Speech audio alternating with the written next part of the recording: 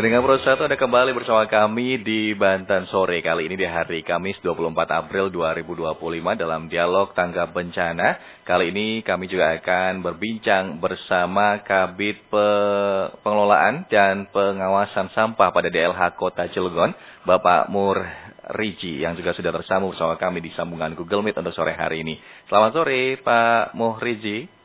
Selamat sore Kang Argan Prayoga. Baik, kabar sehat Pak Mur Riji? Sehat, alhamdulillah Kang. Sebelumnya terima kasih Pak sudah bersedia bergabung bersama kami di sore hari tengah kesibukan Bapak yang luar biasa Pak.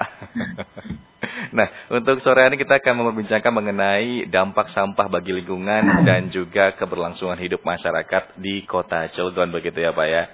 Nah, kalau kita ketahui bersama dalam kehidupan sehari-hari tentunya sampah ini nggak bisa kita hindari begitu ya Pak ya. Apalagi di kota industri, Kota Cilegon yang tentunya juga terus berkembang. Nah, ini bagaimana kondisi pengelolaan sampah di Kota Cilegon saat ini, terutama di sisi volume dan juga jenis sampah yang paling mendominasi Pak? Baik, terima kasih Kang Argan Prayoga. Senang sekali saya bisa diundang untuk menyampaikan informasi terkait pengelolaan sampah di Kota Cilegon. Dan bermohon maaf Kang Argan bahwa seyogianya Pak Kadis nih yang menyampaikan pertemuan ini.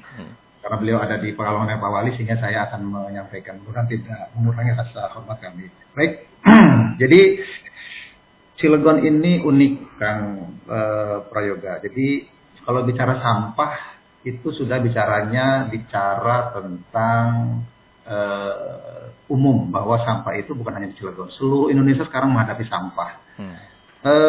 Bagaimana sisi pengelolaan sampah di Kota Cilegon? Dari sisi pengelolaan, alhamdulillah dari tahun ke tahun, dari waktu ke waktu, kita ada target peningkatan secara signifikan kan. Ya. Apa itu dari sisi pengelolaannya? Apakah Cilegon sudah menjauh semua sampah? Kalau saya jawab hari ini, mungkin belum seluruhnya kan, karena masih banyak kekurangan. Contoh, di hulu kita masih terdapat beberapa sampah liar gitu Kang ya. Mungkin akan Prayoga melihat yang viral hari ini yang dari kemarin bahwa sampah di TPS Keranggot ternyata numpuk, ternyata masalahnya ada di alat. Nah, sekarang udah clear. Kemudian di jalan JLS kan, yang itu perbatasan dengan Serang, itu sudah berhari-hari. Alhamdulillah kita koordinasi dengan Serang ngangkut gitu. Nah, dari sisi hulu memang kita masih banyak PR. Tapi dari sisi hilir kita sudah mulai berbenah kan. Jadi timbulan sampah kita berdasarkan kajian yang sudah kita lakukan adalah kurang lebih hampir 340 ton per hari yang timbul ya Kang. Yeah. Tapi yang masuk ke TPSA itu kurang lebih sekitar 245 sampai 270 ton per hari Kang. Bayangkan kan, kalau sudah bicara 240 sampai 270 ton berarti kali sebulan sudah berapa ribu ton. Jadi memang sampah ini harus dikelola. Nah, gimana sistem pengelolaan di Cilegon? Salah satunya di Cilegon memiliki pengelolaan sampah, yaitu sampah menjadi bahan bakar kan. Bahan bakar namanya bahan bakar jumbutan padat sebagai co-firing batu bara. Memang masih kecil kan volumenya kan. Masih kecil, volumenya 30 ton per hari. Jadi saya berbangga diri bahwa Cilegon sekarang ini terus berbenah kan. Terlebih Pak Wali sekarang konsen banget tuh. Setiap hari beliau itu bahkan jam 10 malam, jam 1 malam itu keliling. Ya. Termasuk konsen beliau adalah salah satunya di jalan protokol kan. Baik Pak Muhriji, ini kalau kita berbicara mengenai sampah tentunya dampaknya kemana-mana begitu ya Pak Muhriji ya. Termasuk banjir yang mungkin juga salah satu penyebabnya adalah tumpukan-tumpukan sampah ataupun juga sampah yang dibuang di kali begitu ya Pak ya. Ini kita ketahui bersama menjadi penyebab dari bencana banjir begitu ya. Nah ini kalau banjir yang terjadi beberapa waktu lalu di Kota Cilegon yang juga cukup cukup juga bisa menjadi perhatian bersama begitu Pak. Ini apakah termasuk permasalahan yang tadi disampaikan oleh Pak Muhriji begitu dari permasalahan di hulunya begitu Pak? Bagaimana Pak? Ya, Kang Prayoga, benar sekali bahwa sampah ini dampaknya bukan hanya masalah bencana saja, akan tetapi efek negatifnya banyak sekali. Contoh misalkan bagaimana pencemaran air tanah karena sampahnya itu numpuk. air lindihnya itu akan mengakibatkan pencemaran air. Kemudian dari sisi udara pasti bau. Kemudian yang paling penting pasti sampah kalau sudah numpuk akan menyebabkan penyakit. Nah, terkait dengan banjir, sebagai kita ketahui bahwa salah satu faktor yang penyebab banjir adalah sampah. Sampahnya tidak dibuang pada tempatnya, sampahnya dibuang di sungai. Kemudian karena sampahnya banyak, kemudian menumpuk, kemudian aliran sungai tidak lancar sehingga meluber, sehingga banjir kan. Yeah. Nah itu yang terjadi. Dan saya terus berupaya untuk mengedukasi masyarakat, tolong buanglah sampah pada tempatnya kan. Ini yang selalu saya minimal saya sampaikan ke masyarakat dari berbagai kesempatan saya sampaikan, buanglah sampah pada tempatnya. Iya. Gitu kan. Baik, Pak Muriji, ini kalau bisa dibilang itu banjir ini adalah memang sampahnya dari sampah rumah tangga begitu ya Pak ya. Nah ini kalau sebetulnya untuk mengelola sampah rumah tangga ini seperti apa sih Pak seharusnya?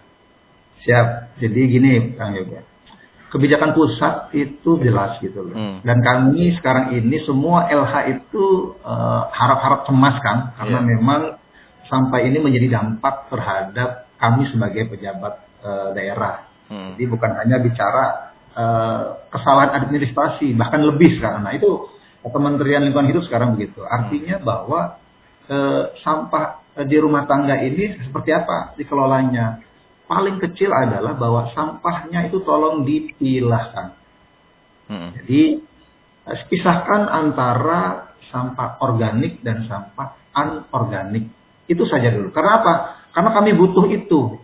Karena salah satu di hilir kami pada saat pengolahan sampah itu kalau dicampur sulit kan, akan memakan waktu yang cukup lama. Jadi kan harus menyiapkan sumber daya manusia yang cukup banyak untuk memilah sampah di pemrosesan. Tapi kalau di hulunya sudah dipisah, kami tinggal akan langsung diproses di TPA Bagendung, yaitu kita punya yang namanya BBJP Plan atau bahan bakar jemputan padat pabriknya di situ ada. Jadi poin kami adalah dalam kesempatan ini pemilahan sampah itu poin yang terpenting dan tantangan yang paling besar untuk saat ini, bagaimana masyarakat bisa memisah antara sampah organik dan anorganik. Ya, gitu betul. Kan? Karena peran masyarakat ini juga cukup besar begitu ya Pak ya untuk efeknya, untuk yang bisa dirasakan dan juga tentunya juga jika memang tidak bisa memilah, ujung-ujungnya masyarakat juga begitu yang sulit ya begitu ya Pak ya. Betul sekali. Baik, nah kalau ngomongin soal teknologi nih Pak, teknologi yang memang diterapkan, ini tadi disampaikan Pak Muriji, memang di hilirnya ini sudah disiapkan begitu alat yang memang bisa mengelola sampah begitu. Bagaimana dengan teknologi yang sekarang diterapkan Pak? Ya, Cilegon memiliki dan menjadi rujukan ke daerah-daerah lain dan memang kita menjadi percontohan. Karena memang Cilegon dianggap berhasil untuk mengelola sampah menjadi co-firing batubara. Kita masih memang masih sedikit Kang Prayoga 30 ton per hari. Nah, alhamdulillah barusan juga kami meeting di Zoom meeting rutin tiap bulan dan insya Allah akan dibangun kapasitas yang lebih besar lagi Kang Prayoga. Dan ini menjadi kapasitasnya skala pabrik. Jadi hampir 10 kali lipat sekarang. Jadi kurang lebih sekitar 200 ton yang akan kita kelola. Nah, ini menjadi sesuatu yang bermanfaat. Jadi kalau misalkan timbulan sampah kita 300-an ataupun yang masuk ke TPA 240 dengan adanya pabrik 200 sama 30 tinggal sisanya sekitar 10 ton 20 ton kan. Nah, ini tentunya menjadi kebanggaan kita sendiri. Dan kenapa Cilegon dianggap berhasil? Karena sesungguhnya kan mengelola sampah itu tantangannya ada di pemanfaat. Jadi banyak daerah-daerah lain yang iri dengan kita karena mereka tidak memiliki off-taker. Jadi mereka olah nih sampah menjadi SRE, menjadi RDF, menjadi maggot, menjadi apa. Tapi off-taker mereka terbatas. Yang memanfaatkan terbatas. Nah, kita kebetulan punya namanya PLT Suralaya yang memiliki dan menyiapkan kapasitas yang cukup besar untuk hasil pengolahan sampah kita. Gitu kan. Baik. Itu tadi kita sudah berbicara mengenai sampah rumah tangga. Bagaimana dengan sampah industri, Pak? Karena kita tahu bersama Kota Cilegon ini juga menjadi kota industri yang nggak lepas juga dari sampah industrinya, begitu Pak. Bagaimana Pak? Ya, karena kita tidak lepas dari kota Cilegon itu kota industri, memang betul Kang Prayoga. Jadi bahwa kita tetap menampung sampah industri, tapi sampah yang sejenis rumah tangga. Jadi perlu dicatat bahwa kita secara aturan bahwa sampah kita ada sampah rumah tangga dan sampah sejenis rumah tangga. Jadi kalaupun di industri itu memiliki sampah yang berjenis rumah tangga. Contoh misalkan mereka hasil di cateringnya, hasil di kantin-kantinnya, atau sampah-sampah yang memang hasil sisa produksi kayak kardusnya, kayak plastiknya dan sebagainya. Jadi sampah-sampah yang memang dibolehkan untuk dibuang di TPA atau kami tampung di TPA untuk diproses. Selain itu, karena industri bersentuhan dengan limbah D3, itu ada perlakuan khusus Kang Prayoga. Jadi ada perlakuan khusus dan memang tidak boleh limbah B3 dibuang di TPA. Iya. Gitu. Baik. Tapi memang lebih mudah mengatur sampah industri begitu ya Pak? Bisa dikatakan seperti itu dibandingkan dengan mengatur sampah rumah tangga begitu Pak? Ya betul. Jadi di samping itu sampah sejenis rumah tangga yang ada di industri itu Kang Prayoga ini juga menjadi salah satu faktor pendapatan asli daerah dari retribusi. Kenapa? Karena tarifnya paling besar Pak. Kang. Jadi tarif itu paling besar sampah dari industri, tapi sampah yang sejenis rumah tangga tadi. Jadi sampahnya itu tarifnya 85.000 per meter kubik. Sehingga ini menjadi salah satu pendapatan asli daerah kita yang cukup signifikan. Oke, baik. Nah, ini juga termasuk baru-baru ini Wali Kota Cilegon ini juga concern sekali dengan daerah-daerah yang memang terjadi genangan banjir begitu ya Pak, dan dilakukan pembersihan begitu ya Pak ya. Betul Kang Prayoga. Ya, baik. Nah, ini apakah DLH sendiri menemukan temuan begitu keterkaitan dengan antara penumpukan sampah dengan bencana yang terjadi di wilayah Kota Cilegon, Pak? Betul Kang. Jadi kami punya data beberapa titik yang rawan banjir gitu ya. Dan titik-titik ini memang tidak lepas dari penumpukan sampah. Tapi yang tantangan kami hasap ini adalah bagaimana sampah liar yang di perbatasan misalkan kan. Nah, di perbatasan ini yang dimaksud kami adalah perbatasan dengan Kabupaten Serang. Nah, di beberapa tempat dari mulai di ujung selatan, ujung utara, barat dan timur ini selalu bermasalah terkait sama sampah. Sama sampah ini kami koordinasikan dengan Kabupaten Serang karena memang kami mengetahui Kabupaten Serang itu tidak punya TPA. Jadi bagaimana sulitnya kabupaten tetangga kita, saudara kita di Kabupaten Serang mengelola sampah. Tapi dengan koordinasi kami selama ini, kami mencoba untuk tetap melayani gitu. Jadi melayani dengan sungguh-sungguh bahwa untuk Serang mangga dikelola di masing-masing wilayah. Karena memang kebijakan di Kabupaten Serang itu kalau tidak salah di kecamatan. Nah, kalau kami tetap kami angkut, kami nanti pilah di sana, nanti kami pisahkan untuk dibuat bahan bakar cukup dan panas itu kan. Baik. Mengenai sanksi Pak, ini kan kalau mengenai sampah akan berujung bencana, kemudian apakah ada rencana akan memberikan sanksi begitu ya kepada masyarakat ataupun juga pihak terkait jika memang ditemukan membuang sampah sembarangan Pak? Kan dari sisi undang-undang kita sudah memiliki undang-undang nomor 18 tahun 2008 tentang pengelolaan sampah. Di situ sangat jelas bagaimana sanksi bahkan pidana gitu. Dan kenapa Cilegon belum menerapkan? Kami memang belum menerapkan secara keseluruhan karena ada beberapa hal yang ingin kami lakukan untuk masyarakat.